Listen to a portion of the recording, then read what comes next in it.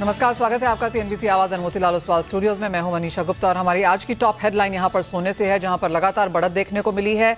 Prices all time highs पर लगातार बनते हुए नजर आए हैं और ये 13वीं बार ऐसा है आज जब $3,000 पर आउंस के ऊपर सोने ने एक नया ऑल टाइम हाई बनाया है। अगर कैलकुलेशंस देखी जाएं तो लाख के ऊपर के प्राइसेस फिजिकल मार्केट्स में अगर आप सोना खरीदने जाएं तो ऑलरेडी वहां पर पहुंच चुके हैं।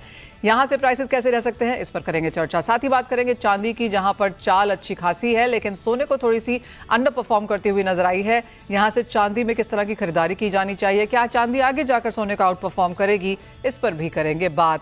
साथ ही बात करेंगे कच्चे तेल की, जहां पर 2 हफ्ते के हाईज पर कारोबार है और इस हफ्ते अब तक कच्चे तेल ने 4.5% की तेजी ऑलरेडी दिखाई है। इन सब पर बात करने के लिए हमारे साथ हैं वर्ल्ड गोल्ड काउंसिल के CEO India Sachin Jain, metal focus के principal consultant South Asia Chirag Sheth और केडिया एडवाइजरी के डायरेक्टर अजय केडिया। गोल्ड की कैलकुलेशन आपकी स्क्रीन पर पहले लेकर आना चाहेंगे ताकि समझ में आए कि किस तरह से गोल्ड के प्राइसेस यहां पर मूव करते हुए नजर आ सकते हैं। आपको बता दें कि सोने ने ऑल टाइम हाई यहां पर 95,895 के आसपास बनाया है। एक्चुअली उससे भी ज्यादा है, 95,900 के ऊपर के लेवल्स हमने 2025 में बनते हुए देखे हैं।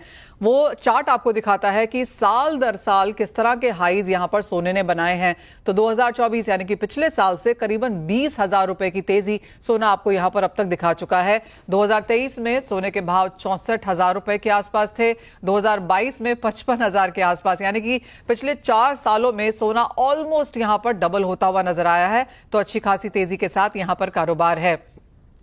एक कैलकुलेशन ये भी दिखाना चाहेंगे कि अब अगर आप सोना फिजिकल मार्केट्स में खरीदने जाएं तो किस तरह के प्राइसेस यहां पर बन सकते हैं। जैसे हमने आपको बताया 95,800 के आसपास के लेवल्स के साथ अगर हम कैलकुलेशन करें और इन प्राइसेस के ऊपर अभी जीएसटी ऐड करना बाकी है, तो अगर 3% का जीएसटी इसके ऊपर ऐड किया जाए और साथ में अगर हम मिनिमल बेसिक 10% का इसके ऊपर मेकिंग चार्जेस भी लेते हैं तो $3,000 $5,000 के आसपास के लेवल्स ऑलरेडी यहां पर बन चुके हैं। हमारे गेस्ट हमारे साथ जुड़ चुके हैं एंड सचिन, आपसे पहले जानना चाहेंगे किस तरह से ये एक तरफा तेजी अब आप मार्केट्स में देखते हैं। पहले तो मनीषा बहुत बहुत धन्यवाद आपका कि आपने हमारे को एज वर्ल्ड गोल्ड काउंसिल अपने प्लेटफॉर्म पे बनाया। और जैसे कि आपने मेंशन किया कि पूरा पूरा विश्व एक तरह से थोड़ा सरप्राइज है, चौकन है। हम भी उसी तरह चौकन है जिस तरह से ये तेजी और एक ये बढ़ोतरी आ रही है। लेकिन ये जो पूरी वैश्विक अस्थिरता चल रही है, जो like the geopolitical uncertainty जो एक हम कहते हैं, has been the very important consideration. और एक चाइना की बहुत बाइंग कंटिन्यूसली काफ़ी स्ट्रांग है। ये 2 बहुत इंपॉर्टेंट पिलर रहे हैं जिनकी वजह से ही हमने एक रुबाब, एक चढ़ता देखा है। लेकिन अगर आप देखें कि कंज्यूमर ऑन ग्राउंड जो हमारी सर्वे बताते हैं, तो उनका ये बढ़ने के साथ साथ एक कॉन्फिडेंस गोल्ड के ऊपर बहुत ज्यादा इस समय बढ़ा हुआ है। तो एज ओपनिंग में ये बोलना चाहूँ। एब्सोल्युटली। सचिन, कैसे देखते हैं अब आप यहां से प्राइसेस जाते हुए? Understand world gold council prices forecast नहीं करता है, लेकिन जिस तरह की तेजी है, $700 पर आउंस की बढ़त इस साल में, $1,000 अनाउंस की बढ़त पिछले 12 महीने में, और ये तेजी अभी भी थमते हुए नहीं लग रही है। क्या यहां से और बुलिशनेस है, क्या कुछ कंसर्न्स हैं, क्या एक करेक्शन का क्वेश्चन होना चाहिए मार्केट्स में? आप कैसे देखते हैं करंट प्राइसेस? जैसे मैंने मनीषा पहले भी आपके प्लेटफॉर्म पे बोला है कि अगर लॉन्ग टर्म देखें तो गोल्ड में बहुत स्ट्रेंथ है। और अगर अभी इसका माहौल देखें, जो अभी के पिलर्स हैं, जैसे मेंशन किया मैंने, चाइना हुआ और एक कंज्यूमर डिमांड रही, इनको देख के काफी एक स्ट्रांग एक स्ट्रेंथ आगे दिख रही है। लेकिन अभी चाइना में एक और चीज हुई है कुछ समय पहले, जो आपने अपने चैनल पे भी कवर करी थी, कि इंश्योरेंस सेक्टर को ओपन कर दिया गया है कि वो गोल्ड पे बाइंग कर सकें। उसको लेके एक स्ट्रांग पिलर ऑफ डिमांड अगले आने वाले सालों में बढ़ना चाहिए। और टिपिकली जो अभी जैसे गोल्ड की लिक्विडिटी जो ग्लोबल इस समय जो जो अब सबके जो स्थिरता है, जिस तरह से ग्लोबल जो एक डेट की सिचुएशन है, उसको लेके गोल्ड का जो अभी short term to mid term काफी स्ट्रांग रहने वाला है। अब गोल्ड में अगर प्राइस आगे बढ़े नहीं बढ़े वो मैं नहीं प्रेडिक्ट करता, जैसे आपने मेंशन किया। लेकिन जो स्ट्रेंथ जिनके ऊपर ये पिलर्स, जो एक स्तंभ है जिनके ऊपर खड़ा होता है गोल्ड का प्राइस, वो बहुत स्ट्रांग है और बहुत फेवर में है। एब्सोल्युटली सचिन, लेकिन जिस तरह की तेजी यहाँ पर मार्केट्स में है, आप कहेंगे jewellery buying in some sense यहाँ पर एक हिट लेती हुई नजर आई है? नहीं, काफी स्लो है मनीषा, लेकिन हमने पहले भी हिस्टोरिकली भी देखा है कि कंज्यूमर जब भी प्राइस बढ़ता है थोड़ा एक रुक के फिर परचेजिंग करता है। लेकिन अगर जो जैसे मैंने आपको मेंशन किया कि कंज्यूमर से जो हम बात कर रहे हैं, एक एक स्ट्रेंथ ऑफ गोल्ड को लेके एक बहुत ज्यादा कॉन्फिडेंस है। और मेरा सोचना यह है कि जो आने वाला अक्षय तृतीया का जो एक पर्व है जो आने वाला है, मुझे लगता है कि उसमें हम बहुत ही कॉन्फिडेंटली उसमें जाना चाहिए एज एन इंडस्ट्री, क्योंकि कंज्यूमर काफी स्ट्रांगली आएगा हमारी शॉप्स में। वेल यस एब्सोल्युटली कंज्यूमर्स कई बार सरप्राइज कर देते हैं कि किस तरह का रिएक्शन वो यहाँ पर गोल्ड में देते हैं। बट सचिन, मैं वो एक टेबल आपकी स्क्रीन पे फिर से लेके आना चाहूंगी जहां पर हम आपको ये कैलकुलेशन बता रहे हैं कि जो बेस प्राइस है और उसके ऊपर जीएसटी लगाया जाए, मेकिंग चार्जेस लगाया जाए, तो अगर आप बाहर आज प्राइसेस इन प्राइसेस पे गोल्ड लेने जा रहे हैं तो सचिन वी आर ऑलमोस्ट तो नहीं, एब्सोल्युटली अबव ₹1,00,000, ₹1,05,000, ₹1,10,000, ₹1,15,000 डिपेंडिंग ऑन कि आप मेकिंग चार्जेस क्या देने हैं। हमने यहाँ पर एक मिनिमल 10% मेकिंग चार्ज लगाने की कोशिश करी है एट ₹1,00,000 10 ग्राम्स। क्या रिएक्शन है मार्केट्स के? आपको लगता है जो प्री बजटेड बाइंग है या फिर जो लाइट वेट बाइंग है, जो टीयर 2 टीयर 3 सिटीज की बाइंग है, रूरल इंडिया की बाइंग है, वो इसको कैसे एब्जॉर्ब करेगी? तो दो तीन बात में अगर आप इसे ब्रेक करें मनीषा, तो इसको आप समझ पाएंगे। एक चीज, जो हमने टीयर 5 टीयर 6 टीयर 7 सिटीज की कंजम्पशन देखी है, वो ज्यादातर एक प्राइस एग्नोस्टिक रहती है। वो जैसे हम अर्बन सिटीज में हम बात करते हैं कि रिटर्न कितना आया, कैसा रिस्पॉन्स आया, कि रिटर्न का परसेंटेज कितनी है। अगर आप रूरल इंडिया में जाए तो ज्यादातर जो कॉन्वर्सेशन रहती है वो रहती है सेविंग को लेके। तो वो प्राइस एग्नोस्टिक होते हैं, और जब अगर आप उस कस्टमर को बताते हैं कि आपकी सेविंग की वैल्यू एक डबल हो गई है या 40% बढ़ गई है, तो वो और ज्यादा कॉन्फिडेंस आते हैं। तो एक तो हमारा जो रूरल इंडिया कंजम्पशन है वो काफी हमारे को लगता है कांस्टेंट है और बरकरार रहेगा, not in terms of volume but purely जितनी आपकी सेविंग है उस हिसाब से आप खरीद रहे हैं, कंसिस्टेंटली खरीद रहे हैं।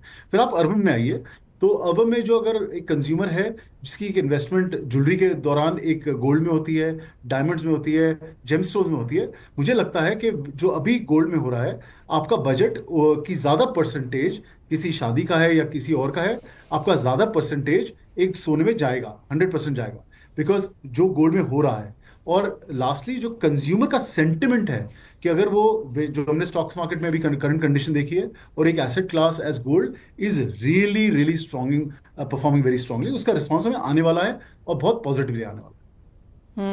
सचिन, दूसरा एक मेजर बड़ा पॉइंट है, जैसे आपने कहा कंज्यूमर डिमांड यहाँ पर अच्छी है और वो ईटीएफ्स के थ्रू काफी स्ट्रांग नजर आई है। जो वर्ल्ड गोल्ड काउंसिल की वेबसाइट से ही मैंने वो नंबर्स देखे थे कि जैन फेब मार्च में नंबर्स यहाँ पर सिर्फ बढ़ते हुए नजर आए हैं। रिडेम्पशंस हैं बट वो फार एंड फ्यू हैं।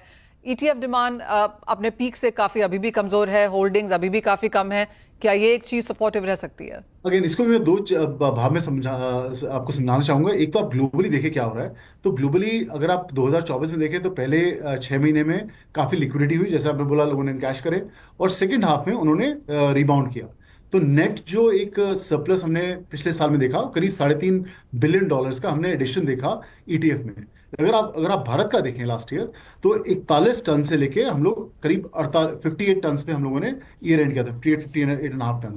आप पहले 3 महीने को अगर देखें तो भारतवर्ष में 58 टन का एयूएम करीब 68 टन का हो चुका है, विच इज फिनोमिनली अप, क्योंकि हमारा बेस काफी छोटा था। और हमारा सोचना यह है कि ईटीएफ एक बहुत स्ट्रॉन्ग प्रोडक्ट है, रेगुलेटेड प्रोडक्ट है। जब भी आप एक ईटीएफ का यूनिट खरीदते हैं, उसका इक्विवेलेंट उसके लिए फिजिकल गोल्ड खरीदा जाता है और आपके लिए स्टोर किया जाता है, तो इट्स अ ग्रेट प्रोडक्ट। और मेरा सोचना यह है कि ये एक प्रोडक्ट कस्प पे है और ये आगे बढ़ेगा। अगर आप ग्लोबल वैल्यूज की बात करें, जैसा मैंने मेंशन किया कि पूरे 2024 में $3.5 बिलियन की बढ़ोतरी थी, पहले 3 क्वार्टर्स में करीब $17.5 बिलियन की बढ़ोतरी हम देख चुके हैं। तो it's been performing quite. Sachin, the other thing is about central bank buying. जैसे आपने कहा चाइना यहाँ पर लगातार खरीद रहा है, just not just insurance companies, लेकिन चाइना सेंट्रल बैंक मार्च के महीने में 5वें महीने में लगातार यहाँ पर बाइंग करता हुआ आया है। बीच में 2-3 महीने का गैप था, अदरवाइज देखें तो पिछले 2 साल से कांस्टेंट यहाँ पर बाइंग है। नंबर्स काफी स्ट्रांग हैं। जिस तरह का ग्लोबल सिनेरियो है, बैकड्रॉप है, क्या ये एक और सपोर्टिव फैक्टर है? बिल्कुल बिल्कुल मनीषा, जैसे आपने मेंशन किया, चाइना की जो सेंट्रल बैंक बाइंग है वो एक बहुत इंपॉर्टेंट रीजन है। और जैसे कि हमने देखा कि टैरिफ का जो आउटकम रहा है, जैसे हमने लिबरेशन डे की पूरी एक वेट हो रही थी, और उसके बाद जो जिस तरह से चेंजेस आए हैं, वीक बाय वीक अलग चेंजेस आ रहे हैं, और एक चाइना यूएस का जो एक तरह से कंफ्यूजन बढ़ रहा है, उसकी वजह से भी काफ़ी इम्पैक्ट हमने देखा है जो चाइना की बाइंग हो रही है गोल्ड को लेके। और इन अ वे ये ट्रेंड पिछले 3 से 4 साल में सिर्फ चाइना को लेके नहीं, सारे डेवलपिंग मार्केट्स में हो रहा है, इंक्लूडिंग इंडिया। और हमारा सोचना ये है कि जिस तरह की जियोपॉलिटिक्स सिचुएशन है, ये जो इम्पोर्टेंट पिलर है, लास्ट ईयर जो 1050 टन के करीब हमने बाइंग देखी सेंट्रल बैंक्स की, वो काफी स्ट्रांग रही पिछले साल में, और हमारा सोचना ये है कि इस साल भी ये इंपॉर्टेंट रहना चाहिए। द अदर थिंग, जैसे आपने शुरुआत में ही कहा सचिन, की ज्वेलरी बाइंग में थोड़ा सा इंपैक्ट यहाँ पर जरूर पड़ा है। ज्वेलर्स हमें कहते हैं कि 30 to 40% डिक्लाइन है फर्स्ट क्वार्टर कैलेंडर ईयर में, और अप्रैल में भी अभी थोड़ी सी असमंजस वाली स्थिति है, but that vengeance buying perhaps can come Akshaya Tritiya के आसपास। एक्सचेंज का मार्केट काफी बड़ा है, 15-20% से 40%, 50 भी कुछ ज्वेलर्स ने हमें यहाँ बोला है। स्क्रैप जो सेल्स हैं वो शायद बहुत ज्यादा नहीं आई, लेकिन ऑफ कोर्स थोड़ा बहुत जो स्केयर आता है कि प्राइसेस यहाँ से क्या बहुत नीचे गिर जाएंगे, उन लोगों ने इसे एनकैश जरूर किया है। वो पैटर्न कैसे देखते हैं?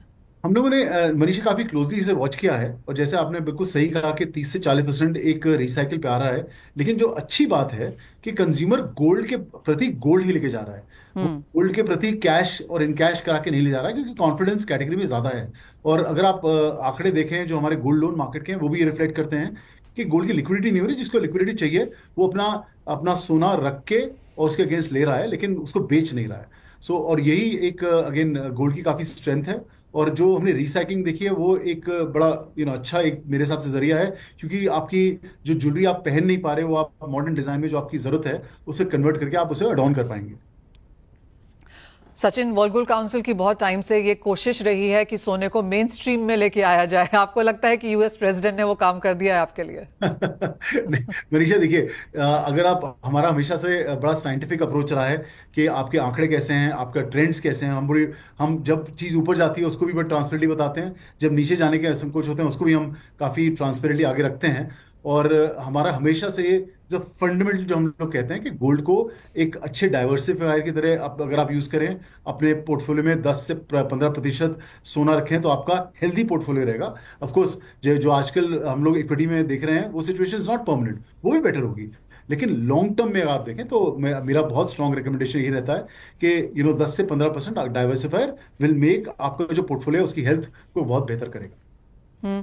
अब अगर हम international markets as of now देखें तो कहाँ कॉशन आपको लगती हुई नजर आती है? बिकॉज ये मार्केट एब्सोल्युटली हीटेड अप है। गोल्ड सिल्वर रेशियो भी अगर आप देखें तो वो यही बताती है, या तो चांदी बहुत ऊपर जाएगी या सोने में कुछ मुनाफा वसूली देखने की जरूरत है। यूएस चाइना में भी will sit on a table, कुछ बात यहाँ पर करेंगे। जो पॉलिटिक्स शायद कम होते हुए नजर आएंगे, इक्विटी मार्केट्स में सुधार आएगा तो इसका इंपैक्ट यहाँ पर गोल्ड में पड़ेगा। किस तरह का वर्ड ऑफ कॉशन आप साउंड ऑफ करना चाहेंगे? आई थिंक मैं अगेन वर्ड ऑफ कॉशन ये करूंगा कि आप सोने को एक इक्विटी की तरह या एक प्ले की तरह फॉर अ डेली ट्रेड ना देखें, इसको लॉन्ग टर्म के हिसाब से देखें, और तब आपके सॉल्यूशंस काफी सही रहेंगे। लेकिन of course the most obvious thing जो हम लोग को बड़ी क्लोजली देखनी चाहिए कि ये जो यूएस चाइना की कॉन्वर्सेशन है किस प्रकार में किस हल पे निकलती है, क्योंकि उससे काफी चीजें रिफ्लेक्टिव हैं। क्योंकि अगर ये ट्रेड जिस तरह से एक इम्पैक्ट करेगा विद चाइना, तो कौन से देशों को उसका बेहतर फायदा मिलेगा, ओवरऑल कंज्यूमर अमेरिका का कैसे इसको एब्जॉर्ब करेगा ये, क्योंकि इवेंचुअली कॉस्ट किसी को तो पास होएगा ही। अगर ट्रेड का टैरिफ लगने वाला है तो कंज्यूमर को कहीं ना कहीं से तो इसका एक एब्जॉर्प्शन करना पड़ेगा, तो उससे कितनी कंजम्पशन इम्पैक्ट आएगा। तो I think all of those things have to be watched very carefully. Oh well, absolutely. हमारे साथ मेटल फोकस के principal consultant South Asia Chirag Sheth भी जुड़े हैं। चिराग नमस्कार। आप, एक चीज जो मैं आपसे सबसे पहले जानना चाहूंगी, जो सचिन मुझे नहीं बताएंगे, वो है गोल्ड प्राइस एक्सपेक्टेशन। यहाँ से 3350, 3360 जैसे लेवल्स अब यहाँ पर बनते हुए नजर आ चुके हैं। सारे के सारे जो नियर टर्म या लॉन्गर टर्म टारगेट से अचीव हो चुके हैं, यहाँ से आपकी क्या सेंस है? ठीक है मनीषा, यहाँ से एक्चुअली ये बताना कि गोल्ड के दाम कहाँ पे जाएंगे सबसे एक्चुअली अभी डिफिकल्ट चीज है, क्योंकि जैसे आप जानते हैं जब हमने साल के शुरुआत में हमारी रिपोर्ट निकाली थी, तब हमारा मानना था कि 3050, 3075, फिर हमने उसको अपग्रेड करके 3300 किया, 3300 भी आ गया। तो अब इन सारे कैचिंग द टेल कर रहे हैं एक्चुअली। जैसे सचिन ने भी बात की कि ये जो अनसर्टनिटी है ग्लोबल मार्केट में, जब तक ये नहीं थमती तब तक मुझे नहीं लगता है गोल्ड में कोई भी मीनिंगफुल करेक्शन आएगा। क्योंकि हमने कल देखा कि चाइना ने अब नया टैरिफ, यूएस ने नया टैरिफ लगाया हुआ है, अब चाइना उस पर रेसिप्रोकल करेंगे। और कल एक्चुअली जो एक बहुत इंटरेस्टिंग बात हुई वो है जेरोम पॉवेल की कमेंट्री, और वहां पे उन्होंने थोड़े बहुत मैं कहूंगा अलार्म बेल्स जरूर रिंग किए कि शायद इतने शब्दों में नहीं कहा, बट स्टैगफ्लेशन का एक रिस्क आ चुका है। टैरिफ हम जानते हैं leads to higher inflation, slowing demand, slowing economy. तो ये सारी चीजें अब एक हेडेक बन जाती है एक सेंट्रल बैंकर्स के लिए। हालांकि उन्होंने ये जरूर कहा कि वो इंटरेस्ट रेट कम नहीं करेंगे, बट गोल्ड अभी फिलहाल फोकस्ड है इकोनॉमिक अनसर्टेनिटी, टैरिफ्स और उसकी वजह से जो इन्फ्लेशन होंगे उसके ऊपर, और बाकी सारी अगर कोई भी नेगेटिव न्यूज आती है वो बरकरार की जाती है। चिराग, 3350 डन, अब अगला टारगेट क्या 34 है, 35 है, 37 है, 38 है? ये सारे नंबर्स बाजार में फ्लोट कर रहे हैं। या बट जैसे मनीषा मेरी और आपकी इससे पहले ही बात हुई थी, अब सारे नंबर्स मायने नहीं रखते। 3500 अब वेरी मच पॉसिबल है, अगले शायद एक आध हफ्ते में $3500 जाएंगे, और जैसे लोग कह रहे हैं कि $4000 शायद वो भी आ सकते हैं अगर ये सारी चीजें बरकरार की है।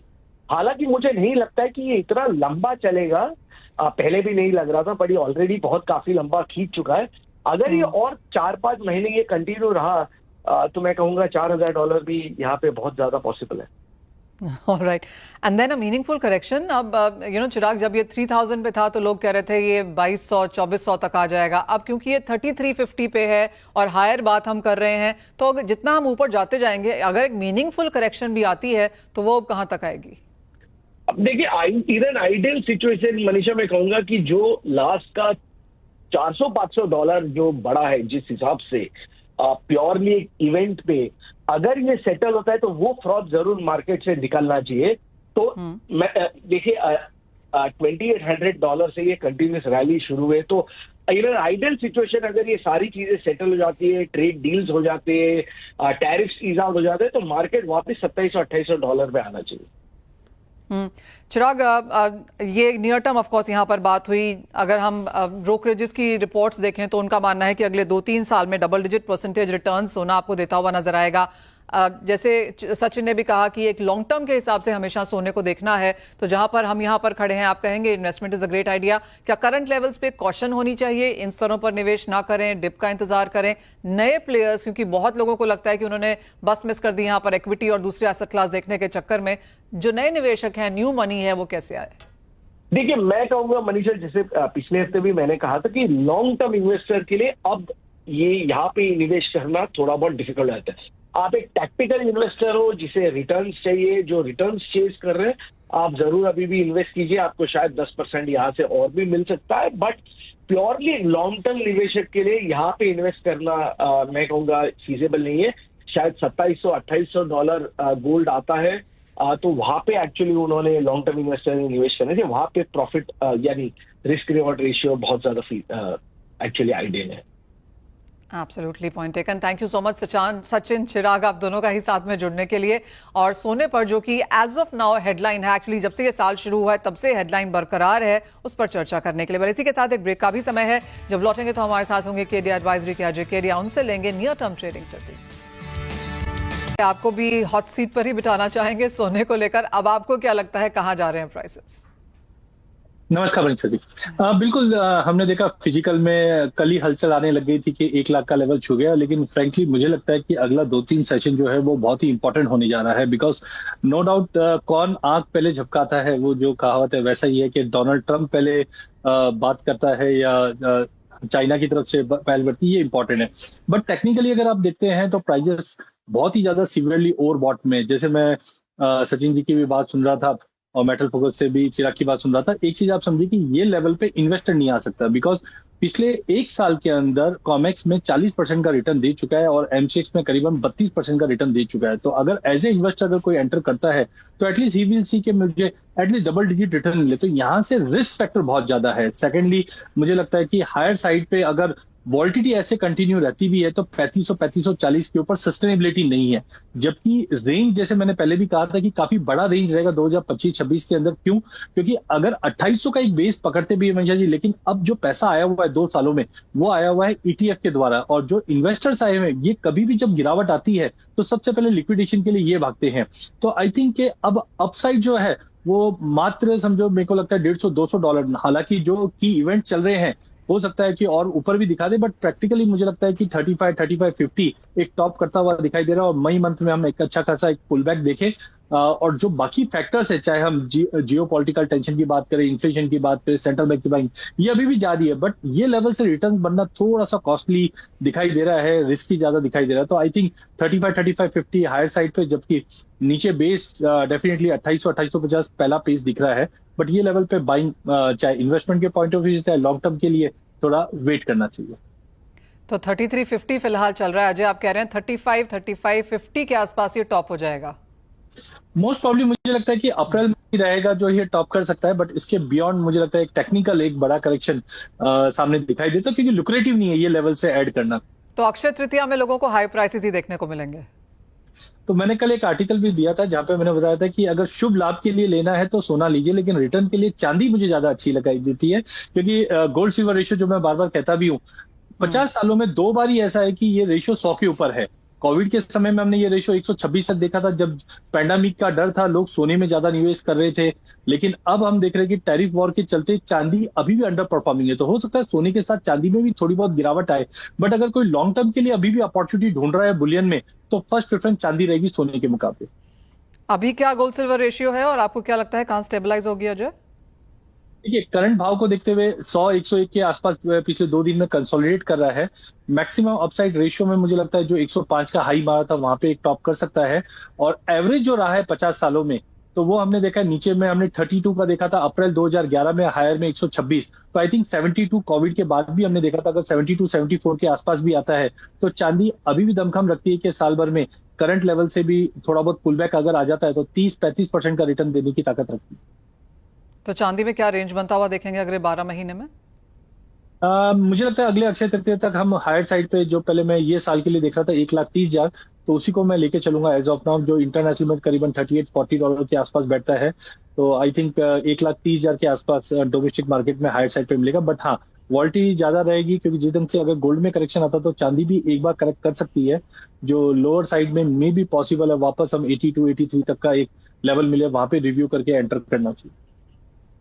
अजय, किस तरह से आप यहाँ पर अब मेटल प्राइसेस देखते हैं? क्योंकि कुछ स्टेबिलिटी यहाँ पर आती हुई जरूर नजर आई है, लेकिन वो इमीडिएट पिछले डिक्लाइन और फिर खरीदारी के बाद अब बहुत ही लिस्टलेस, डायरेक्शनलेस होता हुआ नजर आया है। देखिए, जनवरी फरवरी में हमने जो गेन देखा था डेट वॉज टैरिफ डर। मैंने पहले भी कहा था कि जो रैली आई है उसमें टैरिफ का डर दिखाई दे रहा था, जिसकी वजह से एक एक्यूमुलेशन हो रहा था। बट जैसे टैरिफ के बाद हमने देखा कि थोड़ा सा ट्रेड रुक गया है, मार्केट में काफी अच्छा करेक्शन है, $9,000 के नीचे कॉपर भी आ गया था। बट आई थिंक बड़ा इवेंट था वो डिस्काउंट हो चुका है। कल हमने चाइना से जो नंबर्स देखे थे वो टैरिफ से पहले के नंबर्स थे, इसके लिए इंडस्ट्रियल एक्टिविटी थोड़ी अच्छी दिखी थी। बट मुझे लगता है अब मार्केट एक टाइम करेक्शन में एक कंसोलिडेशन हो जाएगा। हालांकि यहाँ से मुझे कोई बड़ा करेक्शन नहीं दिखता, एक्यूमुलेशन स्टेज पे है, जहाँ पे कॉपर की अगर मैं बात करूं तो 830-35 जो रेंज है वहां पे एक्यूमुलेट करके चलिए, 810 का स्टॉप लॉस लगाइए, इमीडिएट 860-65 का लेवल दिखेगा।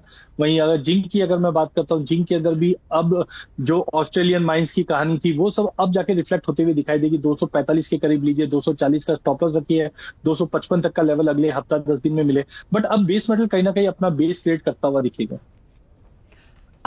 अजय, एक फाइनल सवाल, अगर एक बेस्ट केस सिनेरियो में एक पोर्टफोलियो क्रिएट करना हो अगले 1 साल के लिए कमोडिटीज में, तो टॉप 3 क्या आएगा? आई थिंक काफी कमोडिटीज है जो अभी भी अंडर वैल्यू है, तो मेरा प्रेफरेंस थोड़ा सा स्पाइसेस में रहेगा, बिकॉज वहां पे बैलेंस शीट काफी टाइट है। सोने में मुझे लगता है थोड़ा सा मैं ड्रॉ डाउन करूंगा, चांदी में को ऐड करना चाहिए, एंड नेचुरल गैस पे नजर रखिए, because May onwards natural gas कहीं ना कहीं यूरोप मार्केट वापस रीस्टॉकिंग करेगा, तो वहां पे मुझे एक अच्छी अपॉर्चुनिटी दिखेगी।